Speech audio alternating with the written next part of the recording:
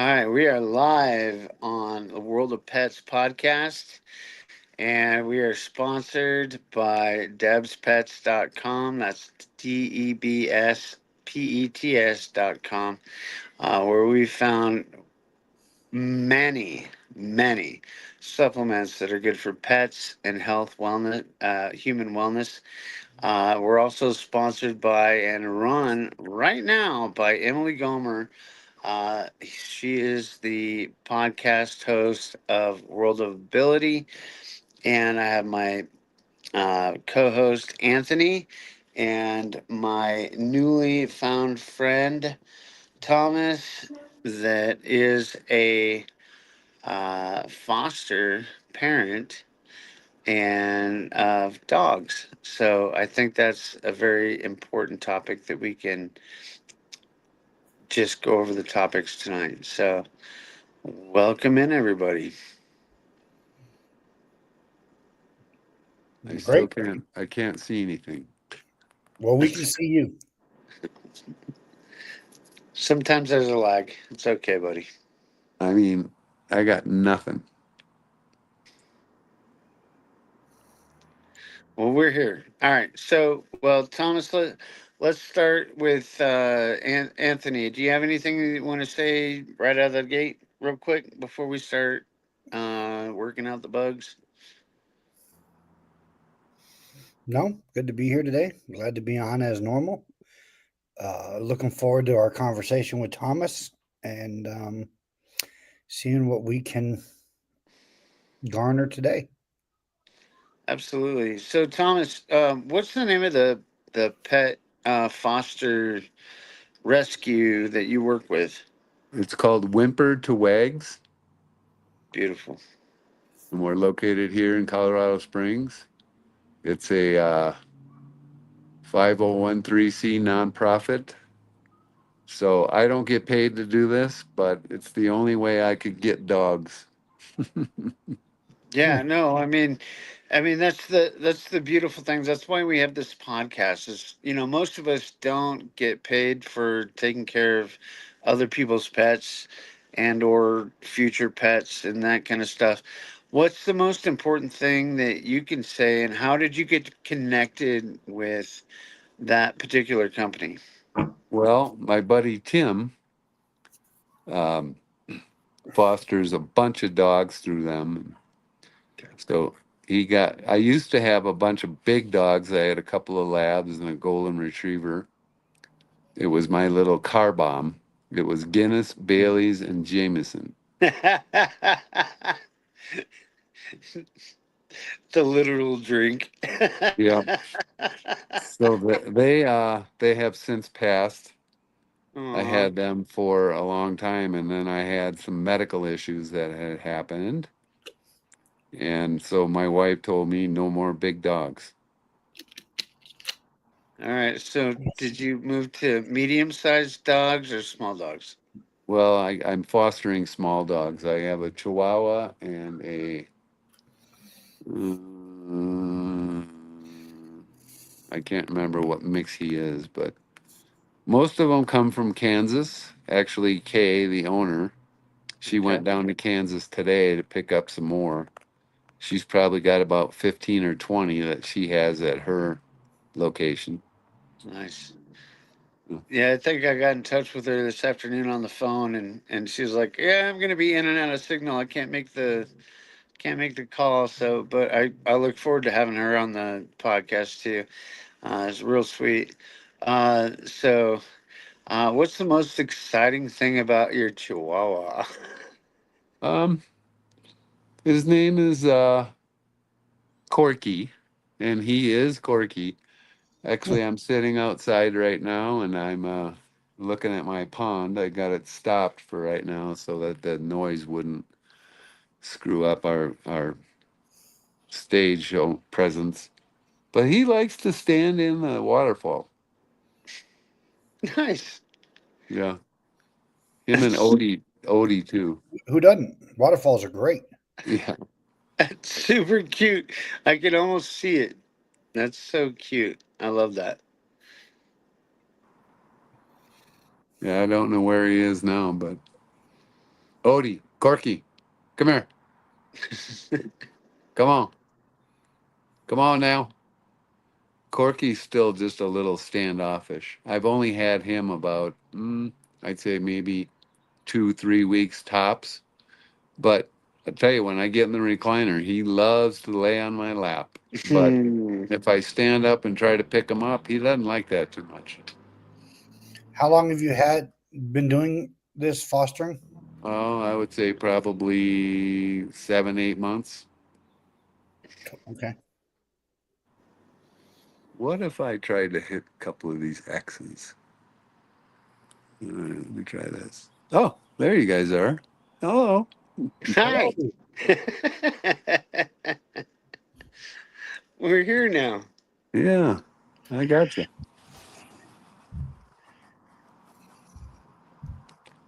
So let me ask you this. All right. So when you decided to get into fostering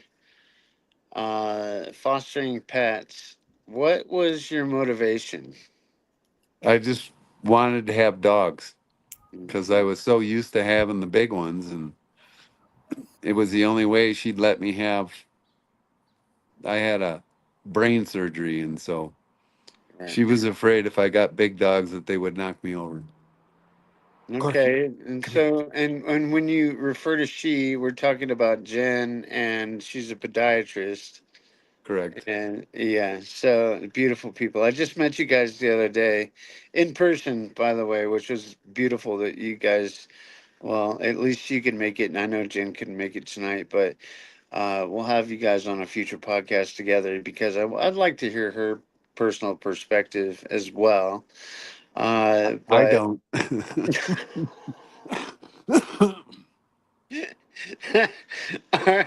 well, there has to be some kind of perspective that we can share with other people between the two of you, whether you are agreed upon the pets or not. I've disagreed upon pets before with other people, so it'd be interesting to see what without her saying and listening. What do you think she would say about the Chihuahua? Oh, she loves him. But it's just it's funny because I pulled the old, but mom, I'll feed him, I'll take care of him, I'll clean up the poop. Yeah, I have done none of that. She gets up every morning at 6:30, and I'm disabled, so I don't have to get up unless I have to go feed the dogs because I usually get the knee in the side. Go get the dogs. Yes, yes, dear. Yes, dear. I get that. Anthony, I'm trying to regroup here. Yeah, I've I've got my son adding some levity here to the to the screen. So, gotta watch out, but we don't want to lose They're him. so handsome. They look so much cuter than you, by the way. Yeah, yeah, The yeah, dogs. yeah. Oh, the son. Gotcha. Yeah, he's got good looking kids. Where'd you go, bud? All right, let's go back. I'm It's all good. trying to get back on track, but so the whole fostering thing, uh, you get to a point that you've started to train them into your ways and the way that you want them to behave and all that stuff. You got Well, yeah, that no, not so much. My job is not to train them. My job is just to let them associate with humans again. okay, Because, Mhm. like I said, they're either strays or their owner surrenders. okay. So if somebody has mistreated them or what have you, it's my job to let them know that I'm a nice guy and Jen's a nice. Stop it. Sure, quiet, quiet. Yeah, that's actually Hey, fantastic to hear that hey. perspective because every time that I've had a dog, it's been from a puppy. I got to train it and all that stuff.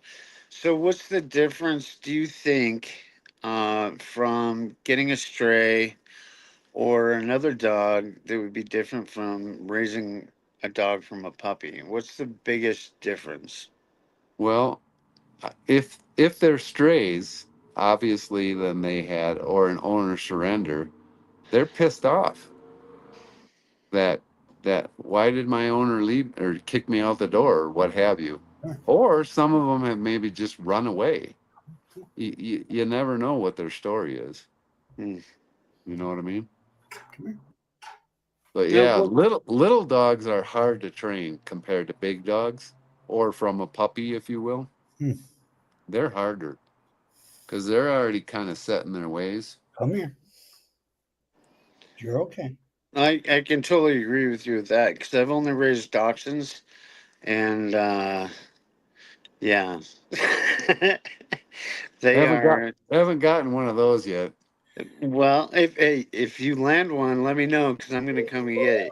Shh. All right, I I can't. can I can't talk to this because my dog was. It should have been illegal how easy she was to train. I really. mean, she. Oh, What kind of I am. dog? I am no dog whisperer or expert or anything like that. She was about 9 weeks old when I adopted her from the local shelter here in Tucson, and Yeah, she's over 2 years old now. She turned two in November, and I can walk her off the leash. She stays right with me. If she gets out of the house, I have this certain whistle that I do, this certain tone, and she comes wherever she is. right. Okay, bud.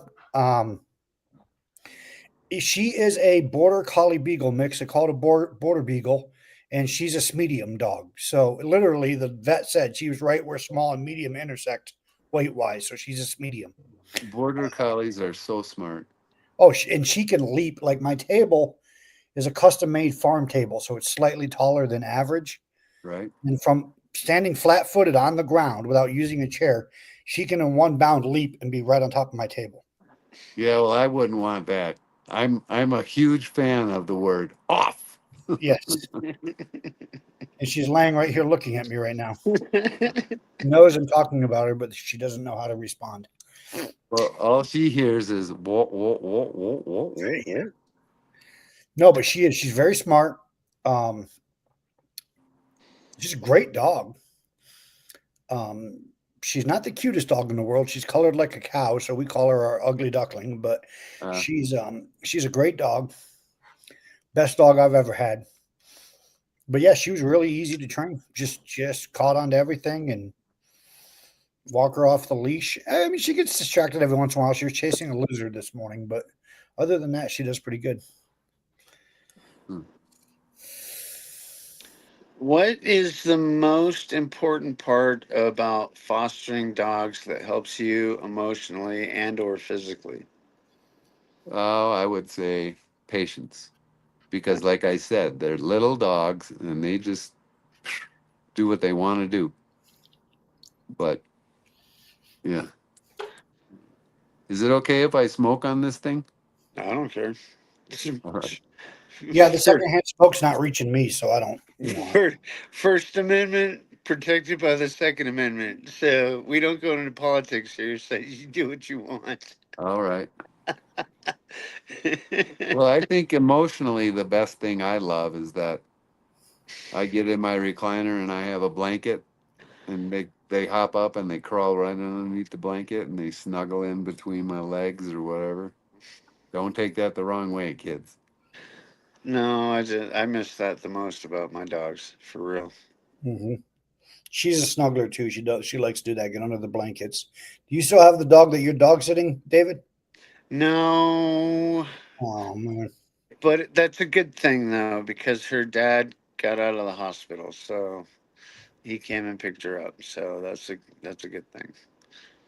Right? But when he came back and picked her up, and he brought her back a couple days later because he had to go get his tags for his truck, and he saw how she reacted to me. He's like, she didn't react to me like that.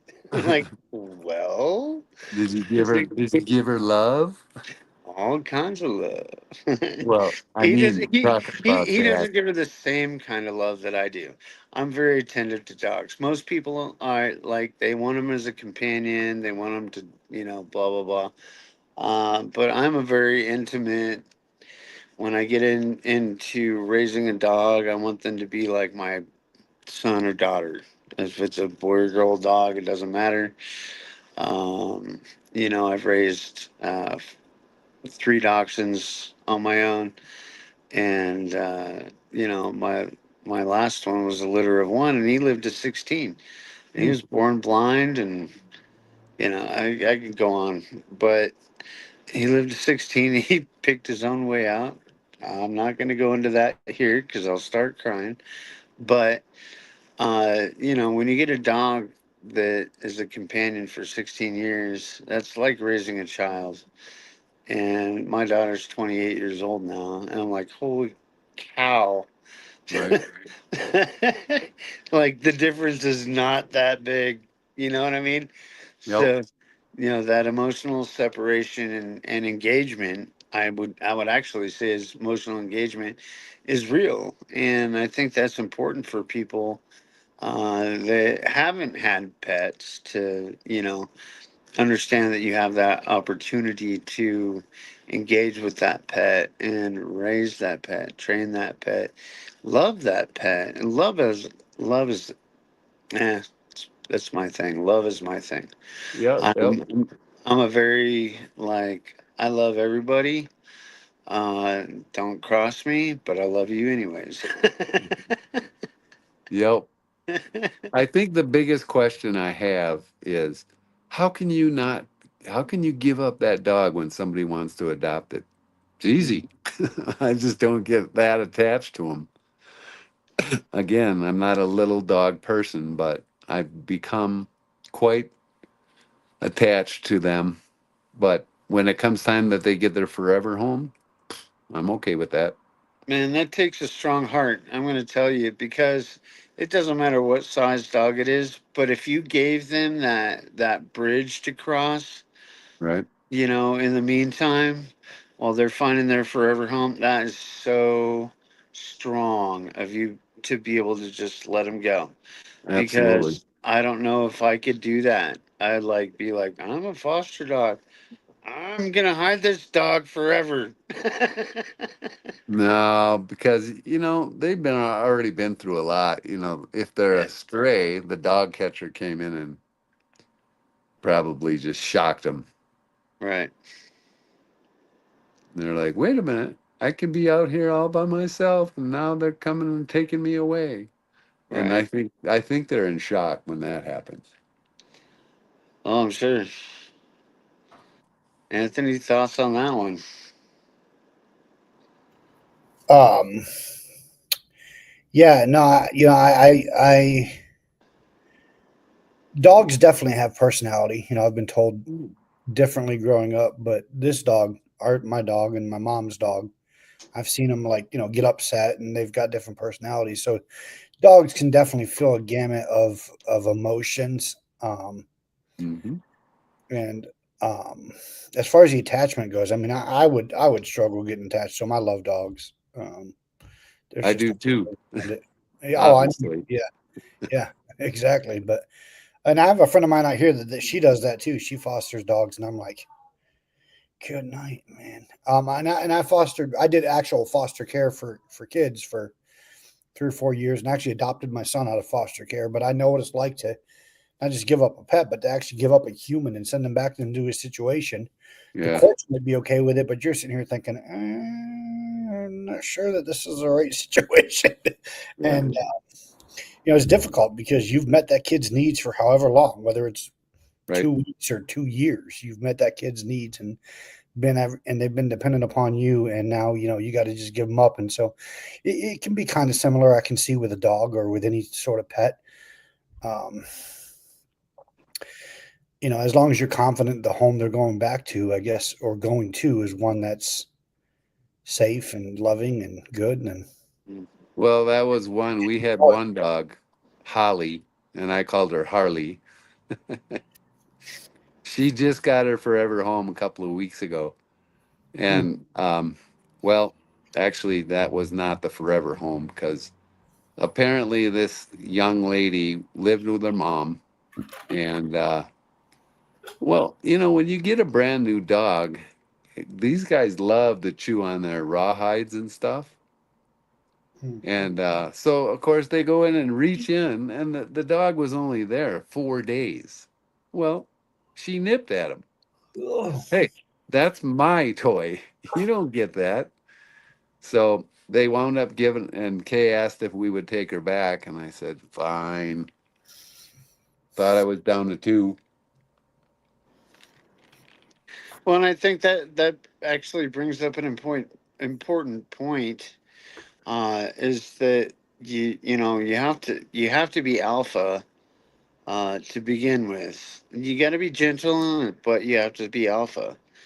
And I've watched a lot of videos on this stuff, and when people take in new dogs, if they don't stand up, stand straight, and take that forward position, if you will, the dogs are gonna try and manipulate the situation. They're not. Absolutely. They're We yeah. are They're the not dumb. alphas. Yeah. We are the alphas. Period. Yeah. It's my house. You will not use it as a toilet. Correct. Sometimes I have to tell my roommates that. Oh my. Just put the seat down. That's all I ask.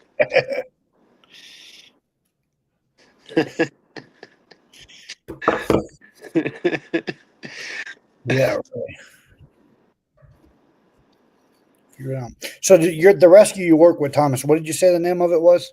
It's called Whimper to Wags. Whimper to Wags. And do you guys do just dogs? Do you do dogs of every breed or Every specific breed, breed? it doesn't matter, but they're all small dogs. All small dogs. Okay. Yeah. And our goal is to get them, if they're, for instance, if they have connections with the guys in Kansas that are strictly euthanizing dogs, they'll take them from there. Oh, so good. It's so good to hear that there's rescues out there just pulling them out because there's so many people. I mean, even like myself, I'd like another dog, but I can't afford to pay the $3,200 that the breeders want for the breed that I want. You know, but there might be a rescue out there like the one we're talking about right now that may have a dog set aside that just may fit right into my heart and my life. Mm. This is why I didn't want to do the phone. I cannot keep this up. Oh, you're fine. You're fine. You're doing good. So, but I think it's super important that we do the rescues that are separate from uh, what do we call it? We got the Humane Society. You got a lot of other kill shelters and stuff like that I just think are just garbage, and it Yep. makes me mad. And so that's why we do this podcast, is just to not only lift up people that rescue pets, but to lift up the pets that are involved in that process. And not just beyond that, is to talk about why it's pretty much wrong to do that to pets and people. Absolutely. I agree. I love the fact that they go, and if they're going to get euthanized, they have a little timetable that they can go and pick up the dogs. So the board votes on it, and then if they don't have to pay too much money for it, being a foster as well, that kind of reminds me right there. They pay for everything. They pay for the food, the veterinary, the chipping, the spading, neutering, what have you. They pay for everything. So, I mean, that's good. Now, what about like if you take in multiple dogs? For example, you've had these two for a little while. If another one comes available, you take that one in. I mean, dogs have different personalities and temperaments. What if they don't get along or they're I just give them back. Oh, do you? Yeah, they'll take them back. No problem. Haven't had to do that yet, but like these two, Corky and Odie, oh my God. From the minute I kennel them at night and from the minute that I let them out, they are just playing. So I have a sliding glass door in my bathroom outside my master bedroom. So I just let them out there and they just go down the stairs, they go potty, and just they're just so they're trying to get them adopted together, which I hope they do. Oh, that'd be wonderful. Yeah, because I truly don't know. I mean, that the whole reason we got Odie was because of Holly. Um, when once Holly was gone, Jen was afraid that they were gonna Odie was gonna just freak out because we took away her pal. Mm. So we that's when we got the little Chihuahua, which we've only had one of those. You know, he's not bad. He's not a barker, as you can tell. He's just laying down on the artificial grass over there. Yeah. So Now tell us about now, if your the rescue. big dog next door starts howling away, she'll go over there and bark at him, which, that's to be expected. Right, exactly. Yeah. I always love it when people are like, hey, they'll call the police or they'll talk to you like, hey, your dog's barking. Well, what would you like my dog to do? Moo, Right. meow, neigh. Right. Dogs bark. I mean, Ah! yeah. That's what dogs do. Um, They bark. t- t- tell us more about the rescue. Where are y'all located? How large are you? If somebody wanted to get in touch with the rescue, how do they go about that? Well, it's funny. I'm looking here on the website, and all you can do is, though they are kind of picky about when you adopt and even foster for that matter. They would like to see that you have a house, not an apartment, because a lot of times somebody will complain about the dogs if they are barkers. But have a house, have a fenced-in backyard, and just make sure you take good care of them. Make sure you're feeding them. So yeah, our total job is to try to find them their forever home. So it's my job as a foster just to make sure that they're associated back with people again and people that want them, if that makes sense. Yeah, Yeah, it's very absolutely. important. So I don't teach them tricks or how to sit and stay and do all that because they're little dogs and it's really hard to teach little dogs to do that. Now, like if you gave me a border collie something mix, border collies are incredibly smart. I had a border collie a long, long time ago, and I trained it by hand signals. That was sit, that was down, and man, he caught on to that so quick. It was just amazing. Yep. Yeah, it's amazing. I trained all my Oh, yeah. dogs with Daughters voice and and hand signals and they were small dogs, uh but bigger dogs are way easier. Like Absolutely. I know a lot of uh, pit bulls. I lived with three pit bulls at one point and got bit in the face, but that's because different story. But You were stupid. no, I was not. I was protecting my small dog. So Ah, okay. uh, the but the hand signals were very important, and his owner taught me those when I moved in, and we all moved in, and so it's very important that the hand signals, the voice signals, and all that stuff is extremely important to do the two in one. Like if you want to sit, stay, all that stuff is very important. Yep. yeah.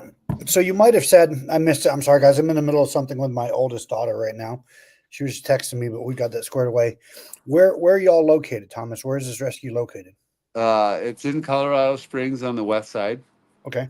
Um, Mainly, a lot of them just it's a house. Like Kay has like 20 dogs. and she just keeps them in the house. And every time you call her, you hear the yelping in the back.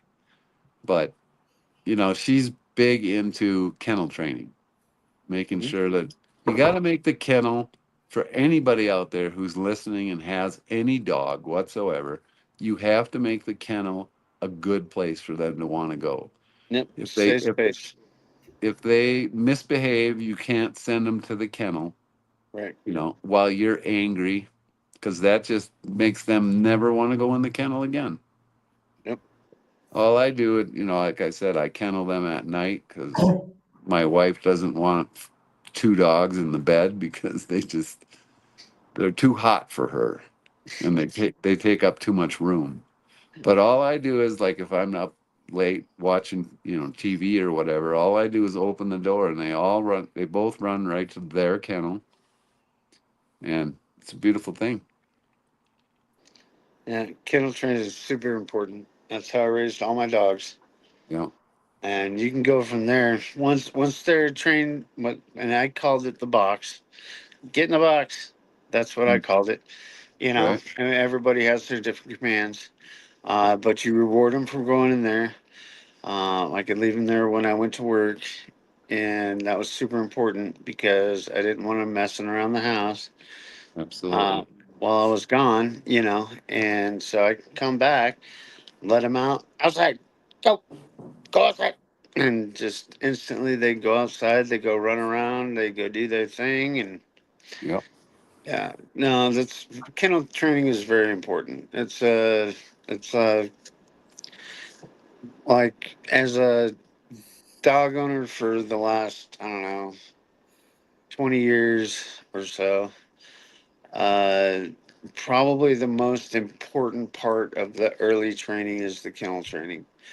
And once you get past that, then you can get on with fetch and play and Right. sit and stay and all that stuff.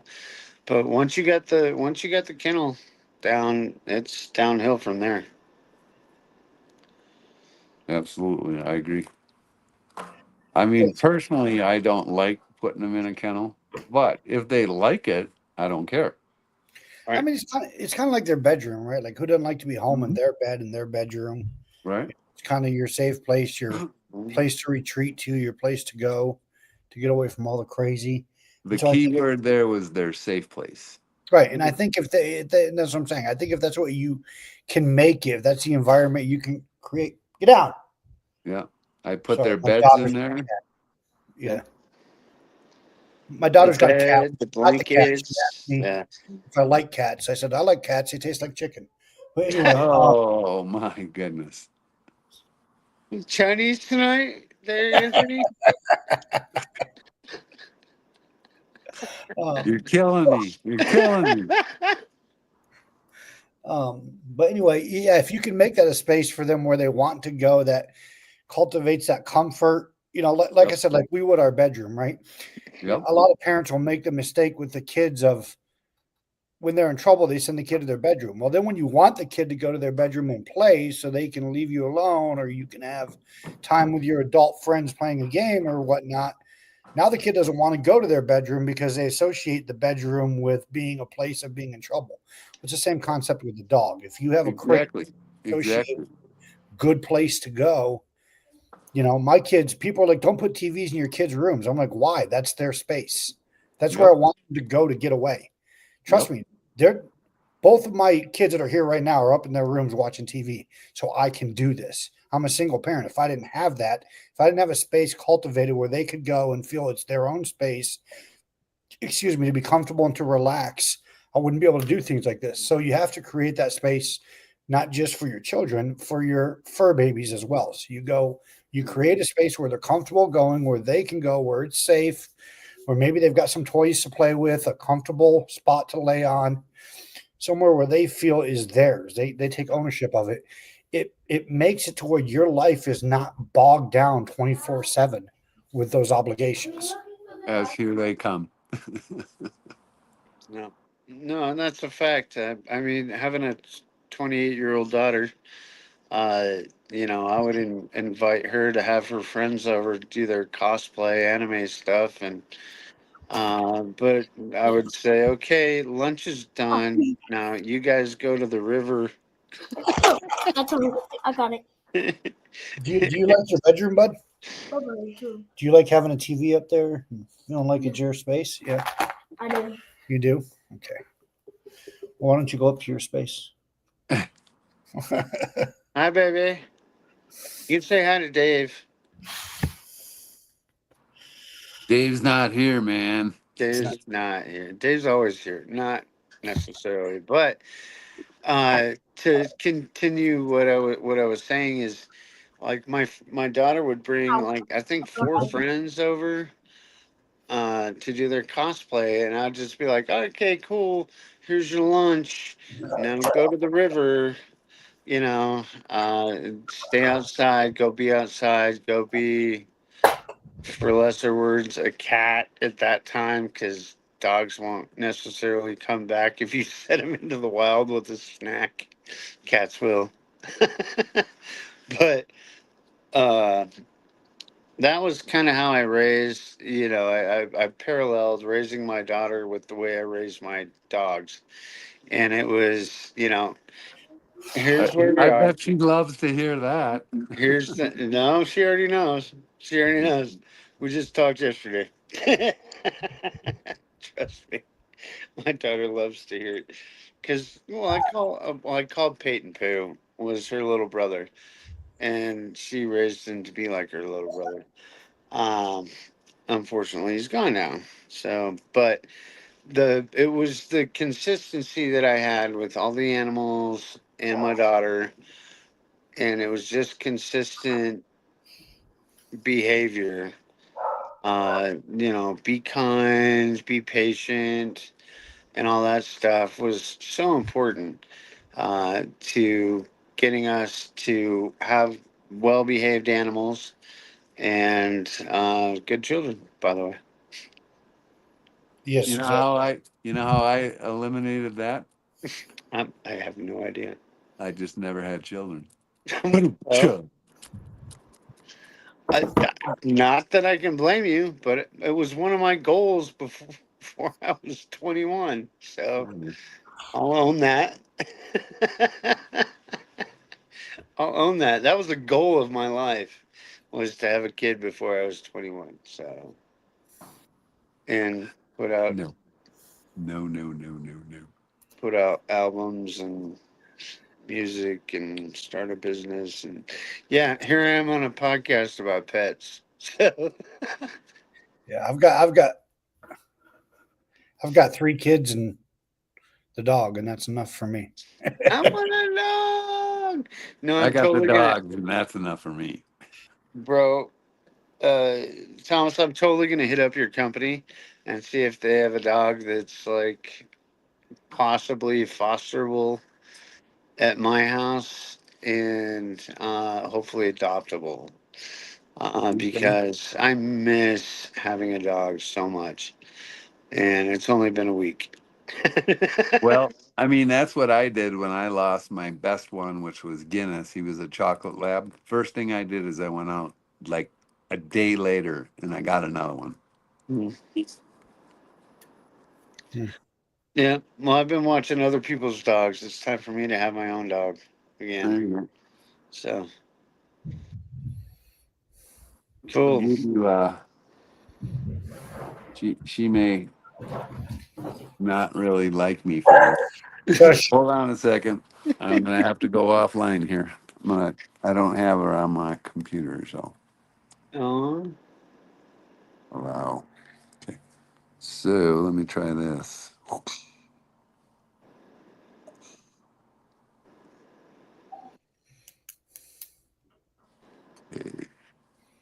I'm just gonna give you her cell phone number. She's probably gonna kill me for this. 719-964-3937. If you wanna do anything. So basically what they do is you fill out an adoption sheet online. Again, it's whimpertowags.org because they're a nonprofit. Um, what were the last 4 digits? 3937. And what they'll do is they will have you fill out an application online, and they will peruse it, so to speak, and then they'll do a house visit just to make sure your backyard is secure, because they don't obviously want to get them back. Of course. So, let's see if I can get back here. Oh, You're good. You're back. all right. I'm totally down. I'm gonna call them tomorrow because I'm sure they're closed now. But I'm gonna call them tomorrow because I want to see what I can do, All and right. then I'll do a very specific special on this channel when I get a new little puppy. Okay. Just you got to fill out an application first. Mhm. Shush. That's fine. I have no problems with an application. Okay. I'm overqualified to own dogs. I have a boxed-in fenced backyard. I have leashes, and I walk a lot. Okay. So, So be glad to hear that. yeah. Perfect. Anthony, any last words before I close it out? Uh, no, I think we're good, man. I want to thank you for being a part of the show, Thomas, and for Not a hanging problem. out with us. I'm not in Colorado Springs. It'd be a long flight for those dogs, so there's not much I can do to help you guys out. Was Arizona above 63 degrees today? Yeah, I'll I bet don't it think we're was. going to see temperatures. I don't think we're going to see highs below 92 for the next 6 months. I could not live there. You There's know, no way. I have lived here for 13 of the last 14 years. This has become my home because Yeah. my kids are here. I was just telling somebody in my community group on Sunday, Claire, that if it wasn't for my kids, I would have left here long ago after my divorce because it's just not home. It's not that I don't, you know, like the people here. I love the people I'm associated with and the people I hang out with, and the people I spend my time with. I love them, but this is not home, and it is ungodly hot here. I mean, it is. I know. I thought when you became a believer, you were supposed to avoid the judgment of heat. And God was like, "Oh yeah, watch this." So, do you see what I'm wearing right now? Yes, I've got a sweatshirt and a Carhartt. I'd much rather be wearing that. Well, when you're I don't cold, like to be you can always freezing. put stuff on. Yeah. I don't like to be freezing. I don't like to be sweating. I want to be cool. I don't. I want it so cold you don't have to wear deodorant, but not so cold that your bones feel it. You know what I mean? Like, Yeah. And that's Yeah. why I wear a hoodie on a 60-degree day and the Yeah. clouds are out. Yep. I my, mean, my daughter was actually born in Oklahoma City, but she's lived in Tucson since she was, oh, good night, 3 years old. She's 15 and a half now, and it'll be 90 degrees outside, and she's running around in shorts and a hoodie. I'm like, why do you have a hoodie on? I'm cold. It's 90 degrees outside. right. It's- yeah, this place is insane with the weather. So yes, David, And where in Arizona are you? I'm in Southern Arizona. I'm in Tucson.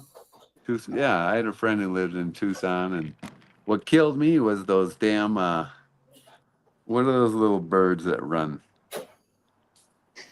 The Roadrunners. The roadrunners, yeah. So here's our I just next 10 highs, projected highs for the next 10 days. 92, 96, 100, 97, 92, 93, 95, 93, No. 95, 94. I would not live there. Nope. I don't have a choice. Nope. I'm glad we're online, brother, because, yeah, I'm not making a trip down there right now. Like I said, until November, from this point forward, it will not fall below 90 degrees. Oh, my dog. For the That's high. For the so high. hot. Nights might get down into the 70s at night, but until November, the highs won't Dude, go below 90. we will hit our peak in Colorado Springs at 95, maybe Maybe. Yeah. 100 on the worst possible day. But we averaged like 86 and all that through the summer. And today at 67, I wore shorts and a sleeveless shirt to walk a mile and a half. I was Well, like, if you're nope. doing exercise, then that's one thing. Oh, you I mean, well, it's not exercise. I walk very slow. I'm partially handicapped, so About an hour from where I live is the actual original Old West town called Tombstone, Arizona. That's where Yeah. the actual fight at the OK Corral took place. I've been there Yep. several times. And Yep. when you get down into some of those homes that existed in the late 19th century, the 1880s, 1890s, I mean, Southern Arizona, Tombstone's just a little farther south than I am, but about an hour away. They still hit temperatures in the 90s, and these homes didn't have ceiling fans. They didn't have air conditioning units. Hmm. They're made of wood. I'm like, man, these guys had to be roasting, dog. Like they Not had gonna, to be not gonna do it. roasting, man. So at least I've got air conditioning and ceiling fans and all kinds of stuff. they have what we call breezeways. That means open the front door and the back Yep. door. Yeah. In the car, we used to call it 265. Two windows down at 65 miles an hour. And my mom to this day, she's 83. God bless her. She's still healthy. But she gets mad when I open the door at the same time she does because she's like, the wind will blow through the car. I'm like, that's the Wyoming wind rule. Right. And we're in Colorado. Right. See, here's the thing: we're usually right around the 4th of July. We start our monsoon season down here, which is our rainy season. Yeah. And people are like, "Oh, you're going to get some relief." No, you don't understand what a monsoon is. It'll be 92 degrees and raining. Like that's monsoons. Like it's one thing to have rain. It's one thing to have boiling rain. Like that's a whole nother story. Yeah. Absolutely. Yeah. When it hits the ground and then it's gone. So, how did you two know each other? Through We Deborah. met through. All right, let me do it. Let me do the last plug, and then we can continue on with the conversation. So Anthony and I met through our main sponsor, debspets.com, which we came to know and find out about a mushroom that's very good for your immune system, Coriolis versicolor mushroom. And so debspets.com is our main sponsor. Emily is our engineer, and she runs the uh, World of Ability. And so Anthony and I just decided that we were going to be a couple of bozos hosting this podcast because Couple of, we love pets and we love people. All right. well, we love pets. Oh yeah, and people. Yeah, Some people, some people, some people sometimes. occasionally.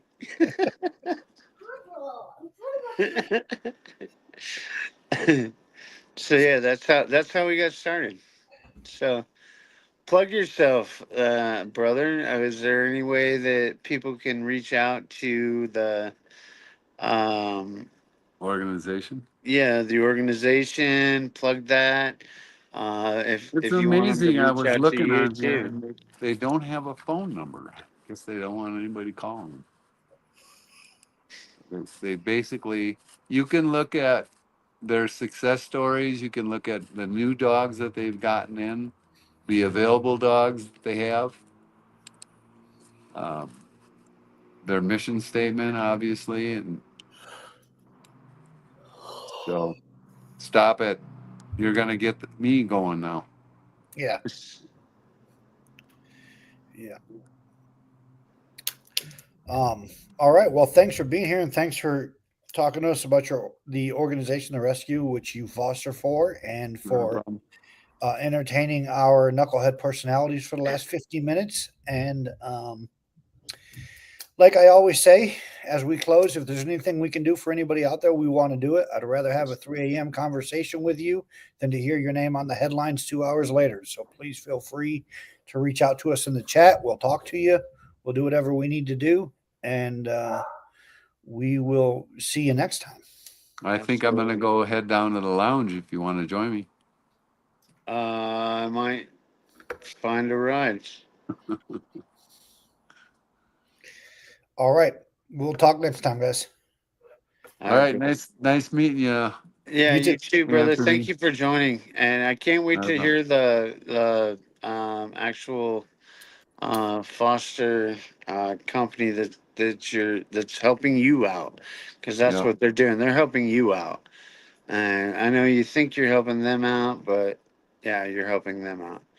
Yeah. So, yeah. So, I don't know. Long way. I'll see if I can get to the village tonight.